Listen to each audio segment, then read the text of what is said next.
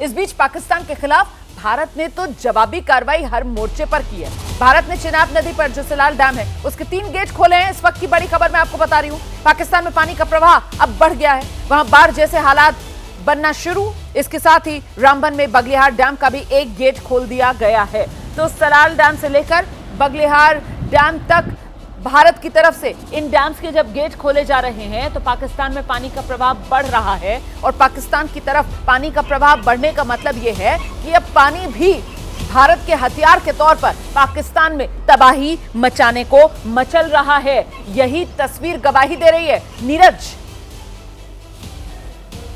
बिल्कुल, देखिए रोमाना, जो भारत की अप्रोच है वो ये है कि पाकिस्तान पर हर तरफ से यानी कि उस पर वार किया जाए, उसकी घेराबंदी की जाए, और घेराबंदी सिर्फ और सिर्फ सैन्य जो अटैक करके नहीं है, मिलिट्री जो एक्शंस हैं जो हमने किए थे, कल बीती रात किए थे, बीती रात शाम किए थे, वही नहीं है। इसके अलावा जितना भी हम लोग उसके खिलाफ जो है, जो हमारा जल संधि हुई है उसका जो है वो वाटर जो वॉर जिसको हम लोग कह रहे हैं वो हमने शुरू किया, डिजिटल हमने शुरू किया, वॉर किया, और हम लोगों ने डिप्लोमेटिक जो उसका घेराबंदी की वो है। तो उसी का ही ये नतीजा है कि जब क्योंकि बारिश भी हुई है, 2 दिन से बारिश हो रही है, तो इसीलिए हमने अपने डैम्स के जो है गेट खोल दिए हैं। और ऐसे में चिनाब में पानी, क्योंकि कुछ दिन पहले हमने देखा था, हमारे सहयोगी जो थे अजय बाचलू बता रहे थे कि चिनाब में पानी बिल्कुल सूख गया है, लेकिन अब अगर इसका डैम का पानी खुलेगा रोमाना, तो आप ये मानकर चलिए कि पानी बहुत ज़्यादा इस चिनाब नदी में बहेगा। और ये चिनाब नदी कहाँ जाती है? सीधी जाती है पीओके में, पाकिस्तान में जाती है। तो वहाँ पर जो है वहाँ के लोगों के हालात जो हैं उनके लिए थोड़ा सा मुश्किल हो जाएगी,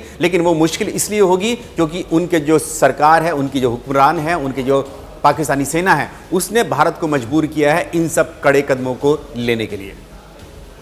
तो ये बड़ी जानकारी हमारे सहयोगी नीरज राजपूत दे रहे हैं। देखिए किस तरीके से चाहे सलाल डैम हो, बगलिहार डैम हो, यहाँ पर डैम के गेट भारत की तरफ से खोले गए हैं और अब पानी का तेज बहाव पाकिस्तान की तरफ बढ़ता हुआ, मतलब पानी के प्रहार से अब पाकिस्तान बच नहीं पाएगा। पहले पानी रोका था हमने, इंडस वाटर ट्रीटी जो है भारत की तरफ से पाकिस्तान के साथ रद्द की गई, जिसके बाद किसी भी तरीके से भारत पाकिस्तान के साथ इस पानी की जानकारियां साझा करने के लिए बाध्य नहीं है। और ऐसे में पहले पानी रोका और अब अचानक से इन डैम के गेट खोले, जिसके बाद ये पानी वाला प्रहार पाकिस्तान पर, और ऐसे में पाकिस्तान का एक बड़ा हिस्सा है जो बाढ़ की चपेट में आ सकता है। हमारे साथ स्टूडियो में हमारे सहयोगी विशाल भी इस वक्त मौजूद हैं और जरा विशाल से ही जानते हैं। विशाल, अगर एक अच्छा, मुझे लगता है ब्रिगेडियर साहब हमें बुला रहे हैं। ब्रिगेडियर दहिया कुछ ऐड ऑन करना चाह रहे हैं इस पे? जी मैं कुछ कहना चाहता हूँ।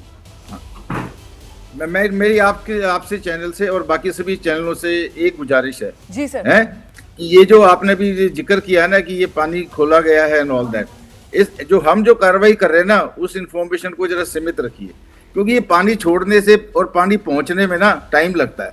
24 घंटे से और 36 घंटे 48 घंटे में पानी पहुंचेगा। अगर जब हम ये इंफॉर्मेशन यहाँ से दे देंगे ना तो वो जागरूक हो जाएंगे और जो पानी वाटर एज ए वेपन उसका इफेक्ट कम हो जाएगा। आपसे और आपके रिपोर्टर से गुजारिश है कि जो अपने दुश्मन की कार्रवाई की पूरी आप चर्चा कीजिए, क्या कर सकता है क्या कर सकता है। हम जो कार्रवाई कर रहे हैं ना, कृपा करके इन चीजों का उल्लेख मत कीजिए। ठीक है सर, मैं समझ रही हूँ सर, आप कह रहे हैं कि ये सेंसिटिव मामला है और इस पर थोड़ा सा संवेदनशीलता दिखाई जानी चाहिए। ठीक है सर, पॉइंट टेकन सर, इसका हम पूरा ख्याल रखेंगे। अच्छा हुआ सर, हम अगर कुछ मिस कर रहे थे तो आपने उसकी ओर हमारा ध्यान खींचा। आगे इस पर जरूर से सर हम ध्यान रखकर बात करेंगे। चलिए, मैं विशाल के पास दर्शकों को लेकर चलती हूँ। विशाल, लेकिन यहाँ पर अब जिस तरीके से अलग अलग मोर्चों के जरिए पाकिस्तान की घेराबंदी होती हुई नजर आ रही है, वो कहते हैं ना कि जो शतरंज की बिसात होती है और उस शतरंज की बिसात में आप चारों तरफ से इस तरीके से घेराबंदी करते हैं कि कोई खाना बचता ही नहीं है आपको अपने मोहरे को बचाने का, और सीधे सीधे मामला शह और मात तक पहुंचता है। वही इस वक्त भारत ने पाकिस्तान के साथ किया है। बिल्कुल रोमाना, आपने बिल्कुल सही कहा। भारत ने हर मोर्चे पर पाकिस्तान को घेर दिया है। और आप देखिए, सबसे बड़ा उदाहरण इसका यह है कि कल रात अमेरिका के विदेश मंत्री ने जब पाकिस्तान के प्रधानमंत्री से बातचीत की तो उनको सीधे तौर पर यह कहा है कि आतंकवाद का समर्थन करना पाकिस्तान तुरंत बंद करे। यह नसीहत दी गई है अमेरिका की तरफ से। यानी वैश्विक मंच पर भारत ने जिस तरह से अपनी बात रखी है उससे पाकिस्तान बिल्कुल अलग थलग पड़ता हुआ दिखाई दे रहा है और अब दुनिया भर के तमाम देश आतंकवाद के लिए पाकिस्तान को कटघरे में खड़ा कर रहे हैं और खुलकर कह रहे हैं कि आतंकवाद का समर्थन करना पाकिस्तान बंद कर दे। तो भारत बहुत सिलसिलेवार ढंग से अपने कदम को आगे बढ़ा रहा है। उसने साफ किया है कि किसी भी तरह का उकसाने वाला कदम भारत नहीं उठाएगा, लेकिन पाकिस्तान अगर उकसाने वाला कदम उठाता है तो भारत उसका जवाब देगा। और हमने देखा कल देर शाम से भारत की तरफ से जवाबी कार्रवाई की जा रही, क्योंकि पाकिस्तान ने भारत के सैन्य ठिकानों पर हमला करने का प्रयास किया, जिसे हमने नाकाम कर दिया। किसी भी हमले में पाकिस्तान सफल नहीं हो पाया और जिसके बाद से भारतीय सेना लगातार मुंहतोड़ जवाब पाकिस्तान की इस उकसाने वाली कार्रवाई को दे रही है। तो बिल्कुल आपने सही कहा कि पाकिस्तान इस वक्त चारों तरफ से घिरा हुआ है। हमें अभी और ज्यादा डिटेल्स का इंतजार करना होगा, क्योंकि जब भी ब्रीफिंग होगी इसमें हमें यह जानकारी मिलेगी कि किस तरह से जवाबी कार्रवाई भारत की तरफ से की गई है। लेकिन इतनी जानकारी अभी तक जरूर मिल रही है कि अक्रॉस द बॉर्डर और एलओसी भारत ने अब तक मुंहतोड़ जवाब पाकिस्तान को दिया है। मुझे लगता है जरा जल्दी से अब जनरल पांडे के पास हम लेकर चलेंगे दर्शकों को। जनरल पांडे, आपने बहुत ही बढ़िया तरीके से ये बताया दर्शकों को कि क्यों भारत की तरफ से इतना रेस्ट्रेंट दिखाया जा रहा है। पाकिस्तान किस तरीके से जो कदम उठा रहा है,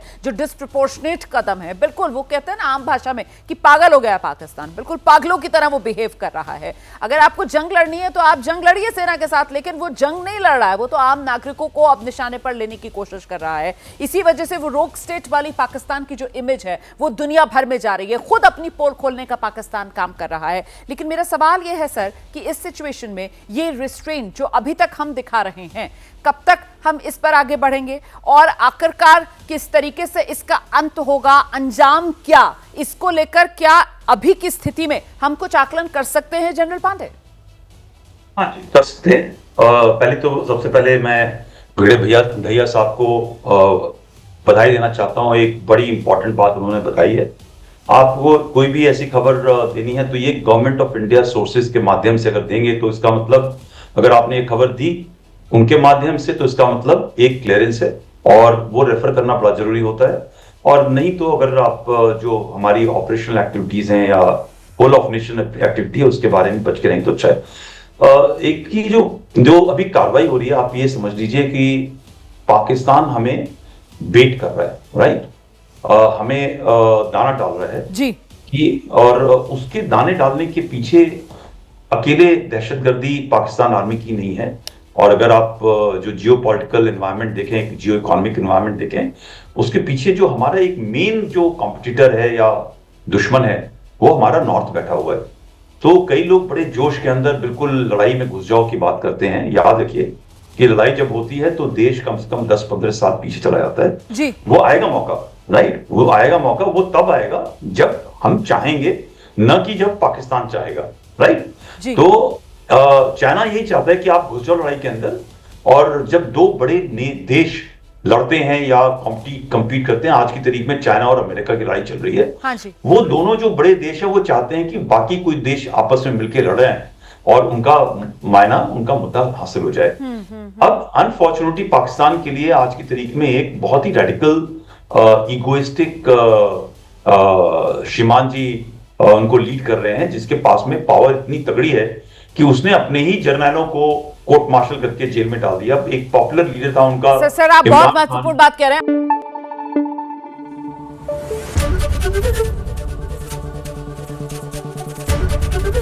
एबीपी न्यूज आपको रखे आगे।